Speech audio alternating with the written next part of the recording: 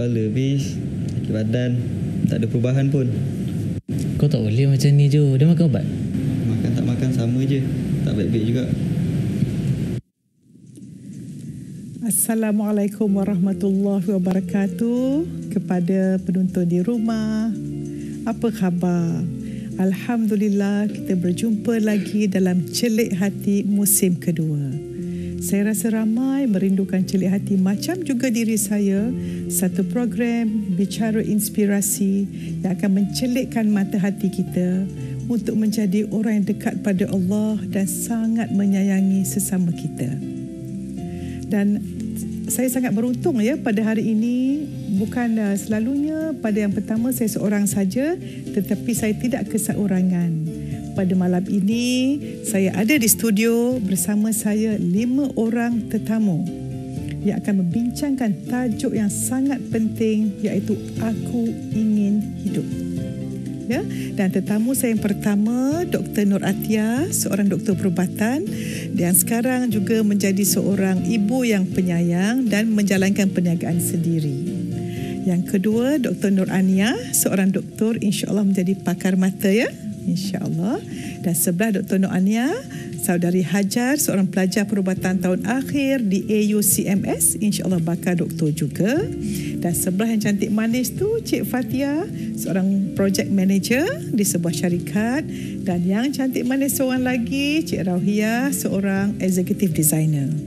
Masya Allah, kita dapat satu variety. Dan sebenarnya saya nak mulakan, selalunya saya yang beri definisi, tapi saya beri peluang pada tetamu saya. Dr. Nur Atia, agaknya macam mana Dr. Nur Atia sebagai seorang ibu muda meletakkan makna kehidupan itu? Okay, bismillahirrahmanirrahim. Terima kasih banyak Prof. Alhamdulillah program Celik Hati kembali muncul di TV.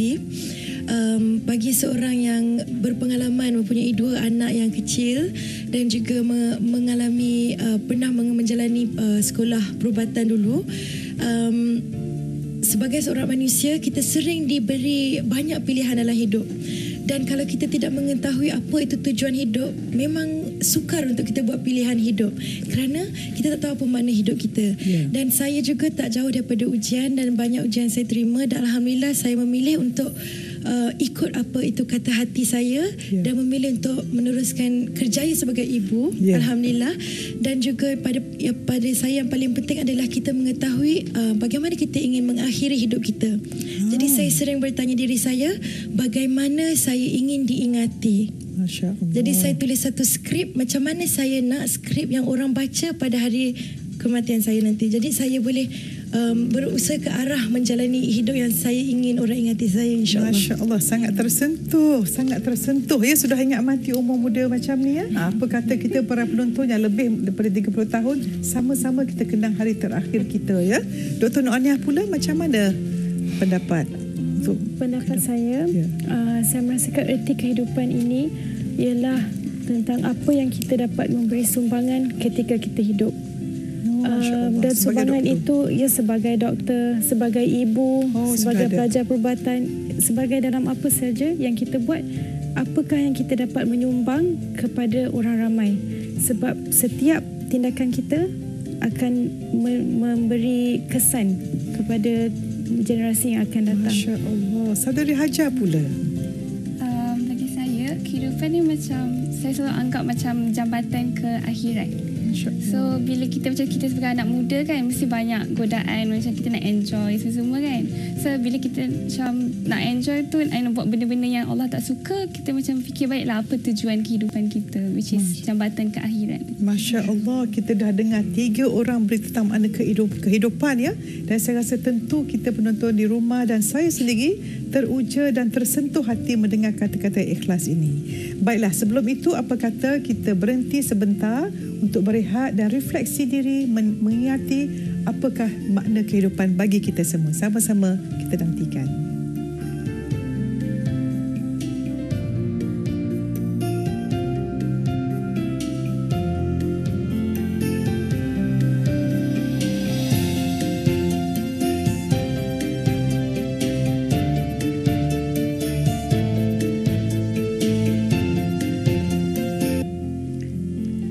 Assalamualaikum. Berjumpa lagi dalam Celik Hati. Ingat tajuk kita hari ini, Aku Ingin Hidup.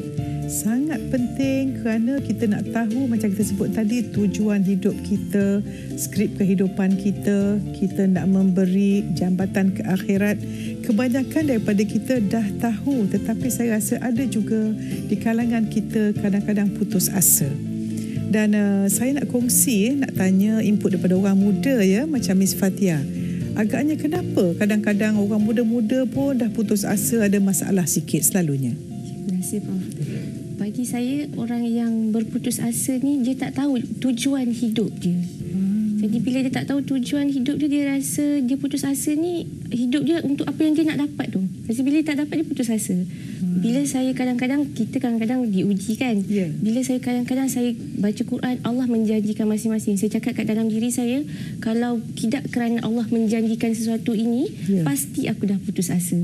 Jadi Allah dah cakap dalam Quran, tidak aku jadikan manusia dan jin selain daripada untuk beribadah. Itu tujuan hidup saya. Jadi kalau saya putus asa, saya rasa jatuh, saya bangun balik, jatuh bangun balik. Itu perjalanan hidup. Betul, sebab kita tahu yang benda yang syaitan paling suka buat manusia putus asa. Betul. Sebab bila kita putus asa, berarti kita hilang kebergantungan pada Allah. Betul. Dan kita akan putus asa kalau kita bergantung pada makhluk. Contohnya, you all semua duduk atas kursi, takut kan kalau kursi tu dialih. Kita bergantung pada benda fizikal, kita akan takut. Tapi bergantung pada Allah, Allah sentiasa ada. Ya, macam mana pendapat Cik Rawiah pula? Okey, Assalamualaikum. Bagi pendapat saya, sifat yang berputus asa tu memang setiap lumrah macam untuk manusia bila melalui cabaran ataupun ujian hidup yang Allah bagi kat kita. Jadi kalau untuk kita mengatasi cabaran rasa nak putus asa tu, dia sebab kita banyak fikirkan duniawi daripada akhirat. Betul. Kalau kita fokus akhirat tu yang kita dapat pahala, jadi kita akan dapat rasakan yang dunia ni, setiap cabaran yang kita lalui tu adalah satu, maksudnya cabaran untuk kita dapatkan pahala yang kita akan hidup selama-lamanya dekat akhirat. Dan sebenarnya pahala tu mata wang kita. Kita tak tahu sebenarnya kita ni hidup di dunia sibuk nak cari wang. Nak simpan wang, nak bebas, macam-macam kita nak buat. Tapi kita tak tahu bahawa wang yang kita dapat di dunia ini hanya untuk memenuhi keperluan hidup kita. Tetapi pahala yang kita dapat itu mata wang kita di padang mahsyar, di akhirat nanti. Ya, saya rasa kita semua dah faham bahawa tujuan hidup kita, kalau betul, kita mesti ada tujuan hidup, iaitu untuk mendapat syurga Allah, melihat wajah Allah. Dan konsep hidup kita macam Dr. Nu'aniah kata tadi, memberi kebaikan. Dan fokus hidup kita hanya redha Allah, bukan penghargaan manusia. Perhatikan, kita ni akan tertekan pasal fikir tentang makhluk. Cuba kita sibuk dengan Allah Subhanahu Wa Taala, kita tak nampak pun makhluk. Contohnya, kalau kita dapat penyakit, maka kita tidak merasakan, oh saya sakit ni macam mana nak jadi, tak. Kita tak fokus pada masalah, kita fokus pada solusi apa kita nak lakukan. Baik, saya nak kongsi. Kita ada 3 orang doktor di sini. Baik, saya nak tanya Dr. Nu'aniah, pernah jadi doktor di hospital. Agaknya pesakit ni, kalau dia sakit, bila dia beri obat, yang menyembuhkan dia doktor ke, obat ke, siapa agaknya? Okey, terima kasih Prof. Berdasarkan pengalaman saya dapat melihatkan yang pesakit ni bergantung, faktor yang besar adalah faktor pesakit tu sendiri. Ubat doktor berikan, ya memang boleh ada faktor, tapi faktor yang paling besar adalah pesakit. Banyak saya melihat pesakit yang mana kadang-kadang masalah tu kecil je Prof, tapi dia besar-besar kan, sampai jadi kita pun tak tahu nak buat apa, bagi ubat semua tak berjalan. Ada juga pesakit yang sakit teruk, tapi dia sangat positif, sentiasa bersyukur. Apabila diberi ubat sikit pun ada progress, dia dah sangat happy dengan progress tu. Dan kita dapat lihat trend dia semakin better and better and better. Maknanya dia fokus pada kesyukuran. Bukan pada kesukaran. So pendapat Dr. Atiyah macam mana agaknya emosi tu memainkan peranan mempengaruhi orang tu baik atau tidak penyakit? Okay, bismillahirrahmanirrahim. Sebab mungkin kita kadang tak perasan, kita sering melihat diri kita sebagai tubuh badan yang fizikal sahaja. Sedangkan kita ada minda, kita ada roh dan juga tubuh badan fizikal. Dan 3 komponen ni saling berkaitan. Jadi emosi akan memberi kesan terhadap tubuh badan fizikal kita. Dan sebab tu mungkin dari segi perubatan pun kalau kita belajar, kita hanya belajar dari sudut fizikal, sesuatu penyakit itu berlaku. Tapi sebenarnya di sebalik itu memang ada peranan dari sudut emosi dan juga akal fikiran kita. Jadi sebab itulah Islam sangat menggalakkan berfikiran yang baik dan redha dan harus yakin kepada Allah. Masya-Allah. So Saudari Hajah masa belajar di Kolej Perubatan ada ditekankan tentang macam mana pesakit itu boleh baik dengan sebab sikap positif ataupun kita diajar sebagai perubatan hanya rawat fizikal saja. Kasih Prof. So masa dekat hospital kira macam kalau kami diajar lah kalau nasihat patient tu bukan just nasihat daripada sudut perubatan je, tapi macam suruh dia banyak berdoa and then baca bismillah sebelum makan ubat and then selalu optimis lah, macam selalu bersyukur dengan macam mungkin sakit dia satu ni je, yang lain tak sakit. Mungkin satu organ je yang sakit kan. Bagus. So nak tanya Saudari Hajah, kalau jumpa pesakit tu senyum ke masam muka? Senyum kan? Pasal kita tahu para penonton sekalian, kalau kita senyum, kajian menunjukkan bila kita senyum, hormon endorfin, satu hormon yang mempunyai reseptor pada semua 50 trilion sel kita ada reseptornya. Bayangkan bila kita senyum, hormon itu meningkat, pergi pada sel kita, ini akan masuk ke dalam sel, mengeluarkan bahan-bahan yang baik untuk penambahbaikan badan kita. Baik, saya nak tanya, bila kita luka, kemudian yang baik tu siapa yang baikkan? Bukan doktor, bukan obat, tubuh kita sendiri. Macam mana kuku kita makin panjang, rambut kita makin panjang, begitulah sel-sel tu akan merawat kita. Jadi untuk kita ingin hidup, saya tahu banyak orang fokus pada fizikal, tetapi saya rasa kalau kita hidup hanya untuk dunia ini, kita akan sangat letih.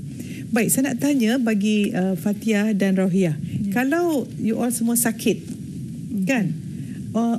Apakah yang diperlukan selalunya? Adakah obat doktor saja atau kasih sayang daripada keluarga?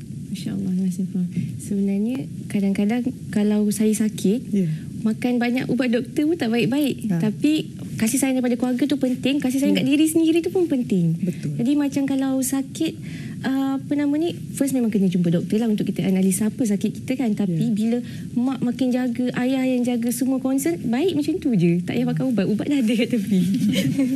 Sebab itu Rauhiah, kadang-kadang saya perhatikan kalau orang tu jumpa saya, dia banyak penyakit, beri ubat apa pun tak baik. Saya tanya satu soalan, makcik ni nak baik ke tak baik? Kenapa doktor kata macam tu? Sebab agaknya makcik bila sakit anak-anak beri perhatian tak? Betul Prof, kalau saya tak sakit, anak saya tak datang melawat. Baik saya sakit. Sebab itu kita kalau anak kita nakal pun, anak kita banyak sakit pun, kita fikir. Sebab kita nak macam ni, kita faham hari ini 75% penyakit berdasarkan daripada minda dan jiwa dan hati. Dan kebanyakan kajian menunjukkan orang yang sangat tidak menyayangi diri dia ataupun tidak menyayangi orang lain, tidak banyak hormon kasih sayang, selalunya mereka ini payah nak sihat badannya. Betul. Dan percaya tak Dr. Nur Athiah, saya sebut ni kadang orang marah dengan saya ya. Kita bercakap dengan seseorang tu 5 minit, kita tahu betapa tebalnya fail sakit dia tu. Percaya tak? Allah, saya takut Prof boleh detect saya pula. Tapi betul, saya rasa memang benda tu saling berkaitan. Dan walaupun penyakit itu satu ujian, memang ujian daripada Allah, tapi maknanya kita boleh tindakan kita tu boleh mengurangkan sakit kita. Dan kalau boleh kita nak mengelaklah daripada sakit fizikal. Dan yalah, lebih negatif seseorang tu mungkin lebih banyak ujian penyakit dia tu. Sebab faktor tu ada. Pasal saya pernah jumpa seorang pesakit tu, dia jumpa saya mula, dia kata apa tahu? Prof, saya ada migraine. Oh, saya kata, apakah 4 doktor lain yang tuan ingin jumpa? Mana Prof tahu? Doktor migraine, doktor darah tinggi, doktor sakit ulcer, doktor sakit belakang, dan juga doktor darah ulcer perut untuk skop. Dia kata, Prof, betul, semuanya betul. Dia ingatkan saya ahli nujum, bukan. Sebab selalunya, minta maaf ya siapa ada migrain, jangan angkat tangan ni kat sana. Selalunya orang kena migrain, orang suka risau. Dan kerisauan dia terbalik dengan bahagia. So bila kita suka risau, hormon kesihatan kita sangat sedikit, maka sel sistem imun kita kurang. Kita punya salur darah akan tegang menjadi darah tinggi. Kita punya asid dalam perut akan keluar banyak jadi ulcer. Kita punya tone ataupun kita punya otot-otot belakang jadi keras, senang kena sakit belakang. Maka semua itu berkaitan. Dia panggil penyakit stres. Sebab itu dalam perbincangan kita hari ini, kita akan ada seorang tetamu yang diberikan ujian oleh Allah Subhanahu Wa Taala, sakit kanser, dan kita nak kongsi bagaimana beliau boleh menjalani dan melawan ataupun menang ataupun bebas daripada kanser dengan sifat positif beliau. Ya, so kita akan lihat pada blok yang lain, tetapi sebelum tu saya nak tanya macam mana Dr. Nur Aniah menenangkan atau memberi motivasi kepada pesakit bila Dr. Aniah berjumpa pesakit. Terima kasih Prof. Seperti yang Prof cakap dengan saudari Hajar tadi kan, yang penting senyuman. Ya. Sebagai doktor, sangat penting kita mempunyai aura yang positif. Ya. Jadi kata-kata kita kepada pesakit tu, kita harus memberi harapan. Ya. Walaupun penyakit itu adalah penyakit yang terminal, yang kronik ke, kadang kita boleh anggarkan prognosisnya bagaimana. Ya. Tetapi penting untuk kita memberi harapan kepada pesakit itu bahawa penghujungnya macam mana. Ya. Kehidupan bukan berdasarkan berapa lama yang kita hidup. Yang penting hujung tu macam mana. Biasanya pesakit yang tiada harapan, saya akan berberi nasihat ke arah mengingati Allah. Contohnya? Contohnya misalnya pesakit yang ada kanser. Banyak cara, sama ada untuk melihat, untuk question Tuhan, kenapa diberi penyakit ini? Ada. Tapi ada yang jenis tanya macam tu. Jadi dia boleh saya akan direct kepada bagaimana nak bersyukur Allah memberi tanda-tanda ini supaya kita mengingati Allah. Dan banyak juga pesakit apabila terus mengingati Allah, penyakitnya semakin baik. Masya Allah. Ya. Saudari Hajar ada pengalaman masa sebagai pelajar perubatan? Setakat ni tak ada jumpa kanser, tetapi kalau penyakit yang pernah tak jumpa pesakit yang banyak berungut? Pernah. So macam mana Hajar atasi? Marah dia ke macam mana? Tak, biasanya kalau pesakit tu macam orang yang lebih tua, saya dengar je. So, macam kesian kan, mungkin dia nak bercerita. Kadang orang tua dia suka nak cerita, nak macam orang bagi bukan bahagian. sakit sangat lah. Macam sakit tu, sakit ni, makciknya sakit ni juga, makcik sakit ni juga kan. So macam nak kasih sayang, mungkin nak perhatian kan. So kita dengar je lah. Tapi itu pun therapeutic actually kan. Betul. Dia meluahkan. Betul. Sebenarnya bila kita mendengar, dia panggil mendengar interaktif ya, para penonton di rumah ya. Macam ni, kalau orang kata dia sakit, apa kita buat? Oh, sakit kat mana? Sakit kat hidung. Tangan sihat tak? Sihat. Lutut? Sihat. Maka saya nak seru pada semua penonton Celik Hati, semua kita semua. Kalau orang tanya, apa khabar? Alhamdulillah saya sihat walafiat. Bandingkan dengan orang, apa khabar? Semua. Allah ya Tuhanku, yang semua hidung saja, yang seluruh sel sihat. Jadi hari ini penonton Celik Hati, dalam topik Aku Mahu Hidup ini, ingat, kita tak nak hanya hidup sebagai hidup-hidupan, tetapi benar-benar hidup sebagai khalifah, sebagai hamba Allah, dan tentunya kita menjadi pemimpin diri kita dan keluarga kita, dan setiap apa kita buat ada makna. Maknanya kalau sebagai doktor ke sebagai apa pekerjaan, dalam kita melakukan sesuatu, tentukan impak besar kepada masyarakat kita. Sebab kita tahu ya, Allah paling sayang orang paling bermanfaat, dan amalan Allah paling suka buat orang gembira. Dan kita tahu satu sunnah Nabi Muhammad sallallahu alaihi wasallam tidak akan bercakap selagi baginda tidak senyum. So kita senyum semua insya-Allah. Lepas ni saya rasa ramai daripada penonton-penonton kita tersenyum banyak kat rumah tu ya. Dan ingat para penonton sekalian, siapa yang terlepas tadi pergi bilik air lambat ke, penonton program ini boleh ditonton semula di tonton.com, dan juga siaran ulangannya pada hari Isnin pagi ya. So jangan ke mana-mana, kita berjumpa lagi dalam diskusi yang lebih menarik lagi. Sama-sama kita nantikan. Assalamualaikum.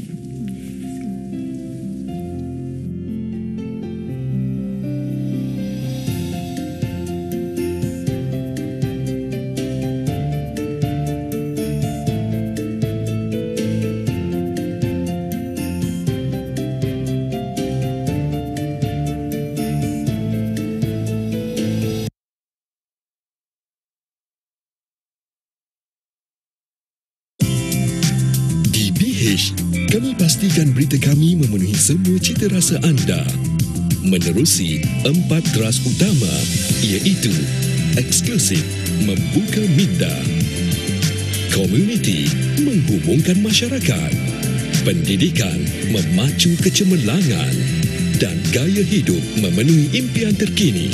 Apa jua cita rasa anda, temuinya dalam BH.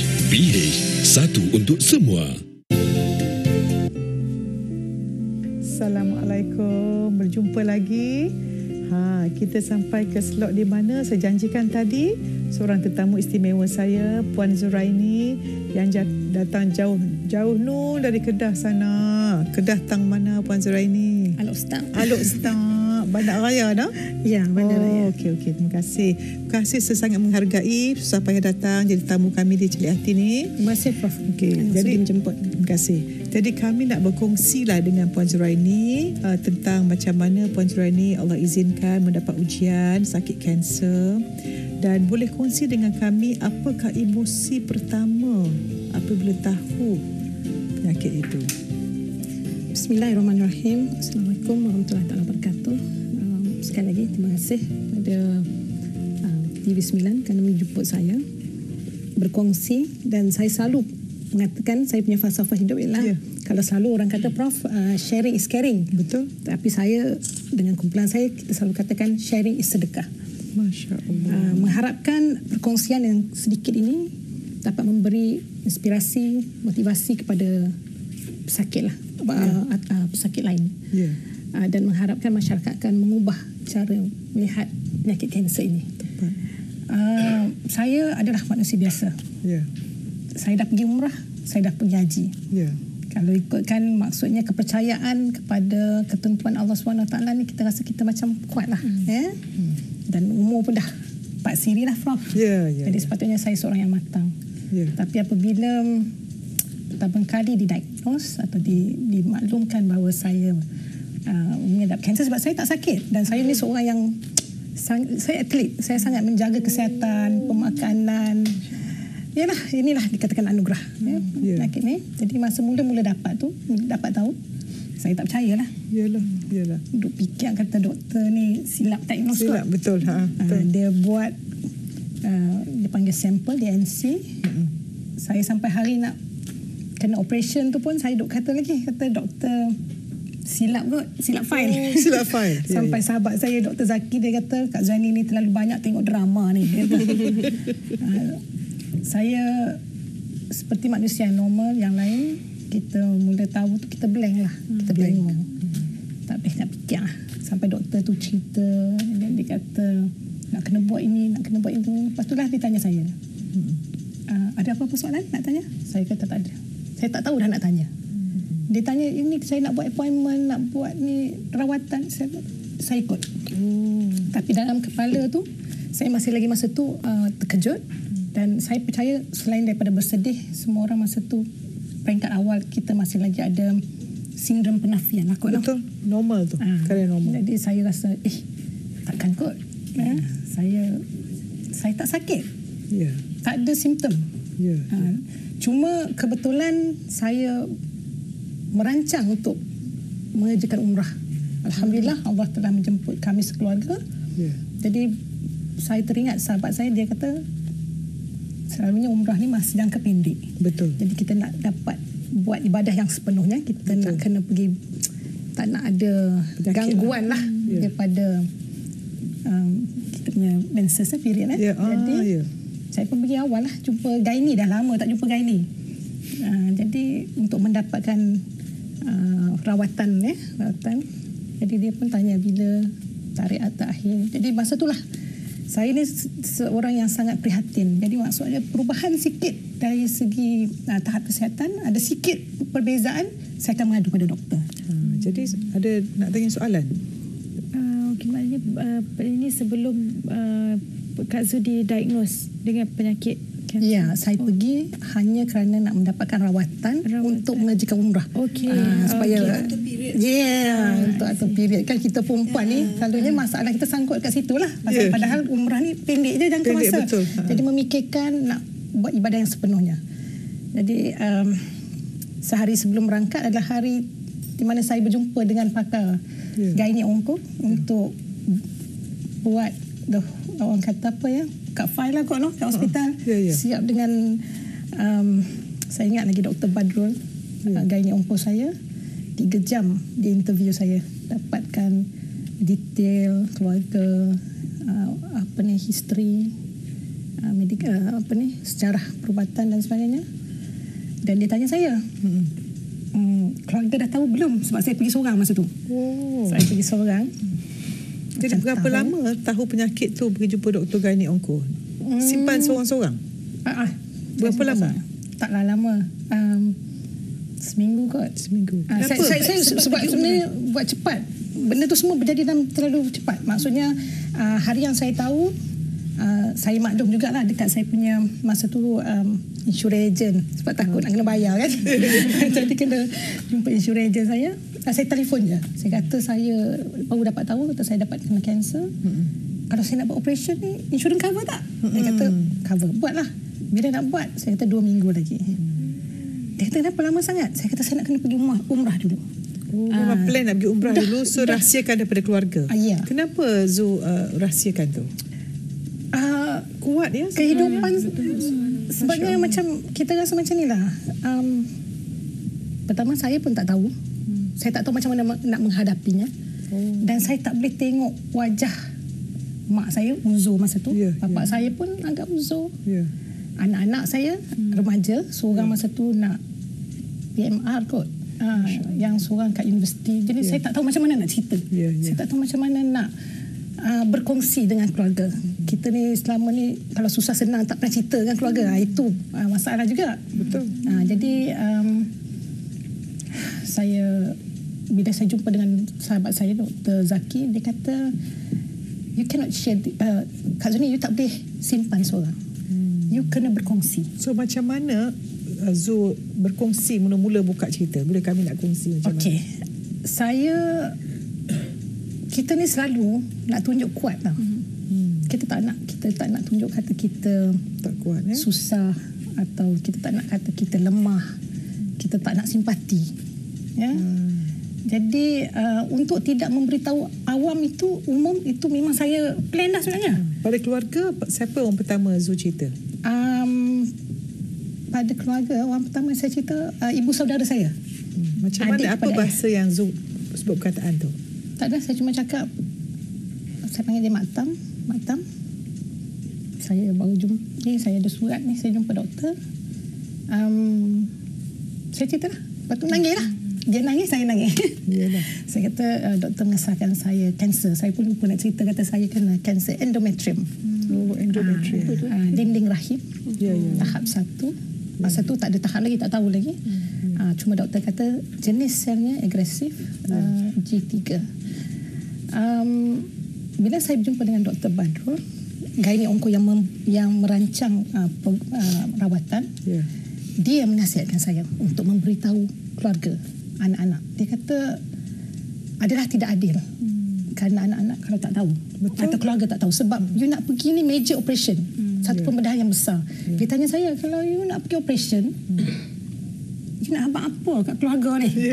Saya kata saya selalu outstation, jadi saya mohon je lah kot. Masya Allah. Sebab saya tak nak dia orang susah hati. Saya tak tahu, saya tak boleh expect, saya tak boleh membayangkan mereka bersedih. Sebab saya tak boleh orang sedih, sebab nanti saya pun lebih sedih lagi. Masa tu saya tak boleh. Sangat kuat ya. Kalau Prof punya tajuk apa? Aku ingin hidup.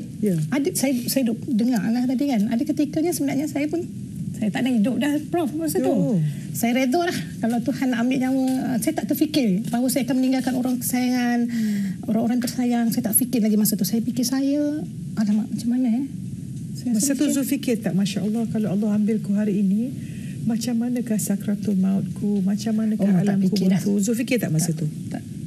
Tak terfikir. Sebab tu saya memahami emosi-emosi kawan-kawan, sahabat yang kena.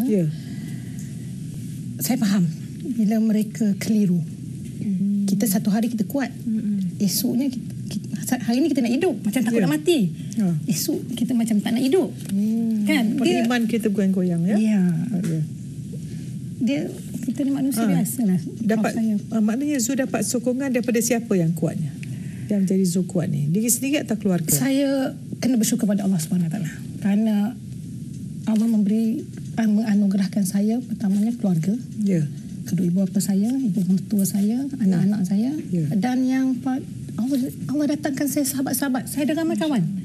Zul orang baik, betul kawan baik. Masya Allah. Saya ada seorang sahabat yang akan breakfast dengan saya hari-hari supaya saya tidak kesorangan. Subhanallah. Sebab dia tahu saya duduk seorang kat rumah, anak sekolah yang seorang kat universiti, dan saya ada seorang sahabat dari Kelantan, dia akan telefon saya hari-hari. Yang dari SIG akan telefon walaupun dia tak boleh datang melawat. Dia nak pastikan pertama saya tidak murung. Ya, Masya Allah. Sebab saya ni memang jenis suka berkawan. Ya, jadi bila saya sakit, saya tak keluar rumah, saya tak mau jumpa orang. Ya, ya. Jadi saya masa tu, even masa saya dapat operation, saya bagi tahu dekat pihak hospital saya nak bilik seorang. Saya tak nak bercampur sebenarnya. Saya masa tu saya nak bersama diri saya lah, ataupun dengan orang-orang tertentu saja. Saya tak berapa suka attention masa tu. Ya, biasalah. Lepas tu Prof tanya saya macam mana saya berkongsi. Pada peringkat kita kata bersedih ni, saya masih lagi denial syndrome. Saya takut nak cerita, saya takut orang tahu saya kena kanser. Sebab masyarakat kita memberi satu anggapan bahawa kanser ni satu benda yang sangat macam apa ya. Saya tak tahu nak cakap ayat dia. Okay. Ataupun you kena lah. Kan? Pada muka lah setengah orang tu kan. Tapi nak cerita kata, lepas sampai bila saya nak simpan? Apabila kita merahsiakan, maka akan lebih banyak lagi orang memberi orang kata apa ya, orang kata orang akan buat persepsi yang berbeza.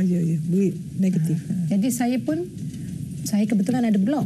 Saya rajin sikit menulis. Sebab masa saya kata dengan Prof, konsep atau prinsip hidup saya lah sharing is sedekah. Saya nak sharing apa knowledge yang saya ada. Saya tulislah dalam blog.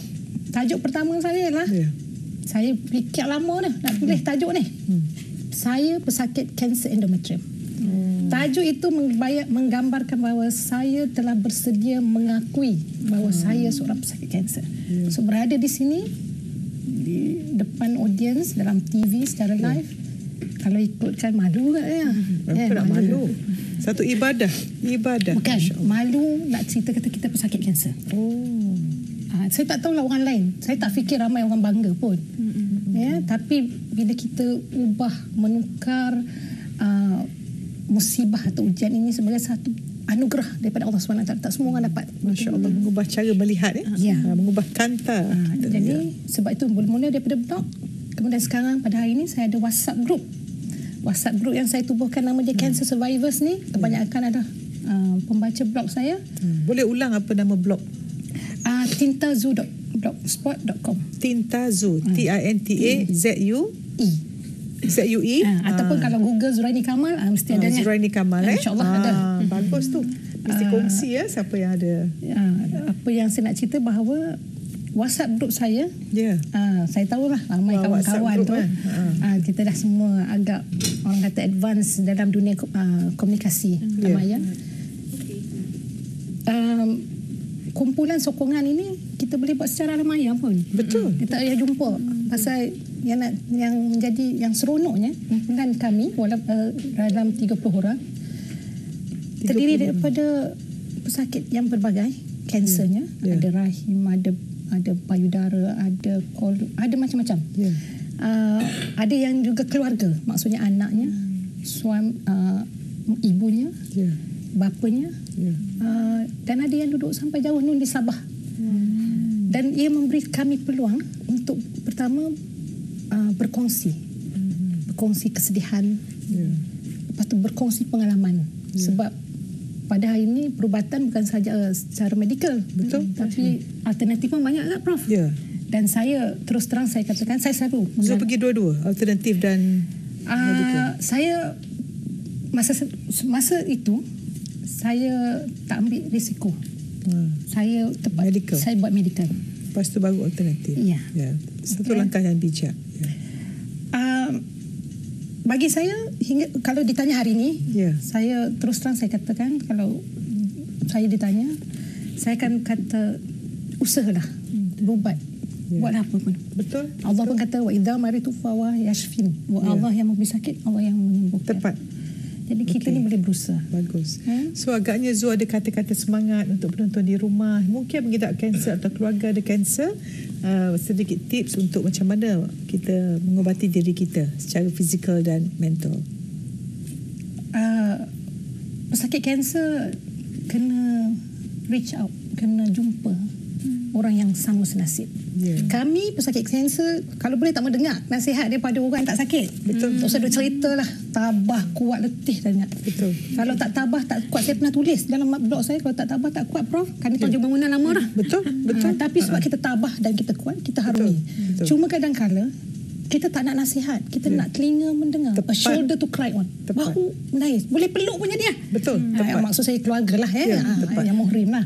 Nak cerita kata ada kalanya kasih sayang atau kita tak payah cerita kata saya memahami, saya faham, sabar, tak payah. Just peluk. Tell us that it's okay. Yes. It's okay. Semua Jangan takut. Jangan takut. Allah ada. Allah ada. Jangan takut, Allah ada. InsyaAllah. Bagus. Dan kepada masyarakat, saya mengharapkan bahawa ubah cara persepsi, beri sokongan. Kematian itu pasti. Betul. Kita bukan mati kena kanser macam-macam. Betul. Kena gigit nyamuk pun mati, Prof. Betul Edis. Jadi nak cerita kata kanser itu bukan satu hukuman atau kanser bagi saya adalah penyakit yang biasa dan ramai survivors. Betul. Dan sebenarnya ada satu peluang ya, bila kita sakit kanser, kita tahu kita kemungkinan untuk mati lebih pada orang tak sakit. Maka kita akan membetulkan semua yang kita nak jumpa Allah nanti. Kita bukan akidah kita kan, yang ibadah tak cukup kita betulkan, dan akhlak yang kasar kita lembutkan. So insya-Allah dengan ujian itu, sebab tahu Zu, hidup ini ujian, balasannya, keputusannya di akhirat. Masing-masing ada ujian penyakit, ada ujian senang dan susah. Masya Allah, saya rasa sangat-sangat memberi manfaat Zu. Terima kasih. Allah Maha melihat hati Zu yang ikhlas. Saya rasa ramai yang mendengar ini tersentuh jiwanya menjadi orang yang baik dan memahami pesakit kanser. Baik, program ini jangan lupa boleh ditonton semula, ditonton, dan jangan ke mana-mana. Kita berjumpa lagi sebentar lagi.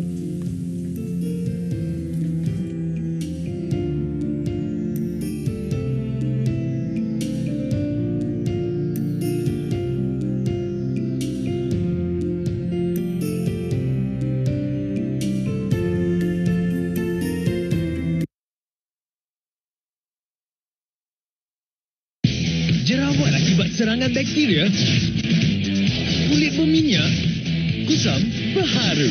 Acno 5 Wasabi Foam melawan hingga 99% bakteria. Selesa pada kulit. Jom lawan. Kulit lebih bersih dan cerah. Acno 5 Wasabi Foam baharu. Take care. Kami.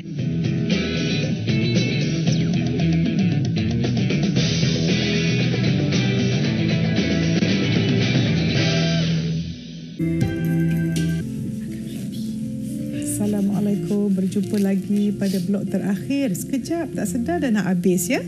Baiklah, kita dah dengar banyak perbincangan daripada penonton di studio, daripada tetamu kita. Tentu kita sudah ada sedikit rumusan. Dan sangat penting dalam setiap majlis ilmu, kita akan ada mutiara-mutiara yang kita simpan dalam sanubari kita, dan ini akan mengubah paradigma kita dan akan mengubah cara kita berfikir, kita merasa, kita bertindak, dan tentunya hasil kehidupan kita, iaitu ketenangan kita, kebahagiaan kita, kesihatan kita dan kewangan kita. Baik, saya nak beri beberapa tips ya. Dan tips ini saya rasa kalau kita buat, kita perhatikan macam mana kita menjalani hidup kita. Contohnya, malam ni kita semua nak tidur nanti. Yang pertama, tentukan kita memaafkan semua orang sebelum kita tidur. Jangan sekali-kali kita tidur dengan emosi negatif, sebab sebelum roh kita meninggalkan kita untuk sementara, jangan ada emosi negatif, sebab itu akan meresap ke dalam sel kita, menjadikan satu racun yang membuatkan kita tidak sihat dari segi fizikal dan mental. Yang kedua, kita mesti niat nak bangun pagi untuk lebih bertakwa, untuk lebih memberi manfaat, untuk lebih berhati-hati dalam apa tindak balas kita. Yang ketiga, kita mesti niat untuk sihat semata-mata kerana Allah. Sebagai pakar mata ya, kita mesti ingat kalau kita ada mata, sebenarnya Allah jadikan mata kita untuk melihat wajah Allah di syurga nanti. Sebab itu jagalah mata kita ini untuk dua perkara. Yang untuk akhirat dan untuk dunia. Yang akhirat ialah apabila kita melihat ciptaan Allah, contohnya gunung ke laut dan cantik. Jangan kata cantiknya ambil gambar. Bukan. Tetapi alangkah Masya Allah besarnya kuasa Allah yang menjadikan ciptaan ini. Maknanya kita sibuk fokus pada pencipta bukan makhluk itu. Dan ingat apa kesihatan yang kita ada untuk ubudiyah beribadah kepada Allah. Bagi orang tua tu yang nak lutut tu semua tu, niat badan nak kurus supaya tak sakit lutut, nak sujud hingga ke akhir hayat. Dan juga kita mesti sentiasa fikir dalam hidup kita ini, tentukan kita memberi kebaikan. Dan dalam kita memberi kebaikan, jangan kita lupa tugas kita sebagai hamba Allah. Saya nak sebut 3 lagi peranan kita kenapa kita dijadikan di dunia ini. Yang pertama, hamba Allah, ubudiyah, bukan ibadah ya. Ibadah ni fizikal, ubudiyah dengan hati kita kerana Allah. Yang kedua, khalifah, memimpin diri kita dan memimpin orang lain dan memberi kebaikan. Dan yang ketiga, gunakan bakat yang Allah beri pada kita yang sangat berlainan pada semua orang. Macam penonton saya di studio ni, macam-macam bidang kerja mereka. Maka sangat penting untuk kita mengimarahkan apa yang kita lakukan mengikut hukum Allah. Saya nak tinggal satu pesan. Apa-apa kita buat kalau tidak ikut syariat, sia-sia. Dan juga pesanan untuk kita semua sangat penting. Dan tajuk kita, aku ingin hidup, tambah aku ingin hidup bahagia dunia dan akhirat. Dan aku niat setiap hari untuk bahagia dan membahagiakan. Dan untuk pengetahuan kita semua, penonton di studio hari ini akan menerima buku tajaan daripada PTS Media Group Sendirian Berhad. Dan juga program ini boleh ditonton semula ditonton. Dan jangan lupa kita akan ada siaran ulangan setiap Isnin 9 pagi. Dan untuk topik minggu depan, kita ada tajuk sangat interesting, takut apa? Oleh Ustaz Muhammad Ilyas Ismail.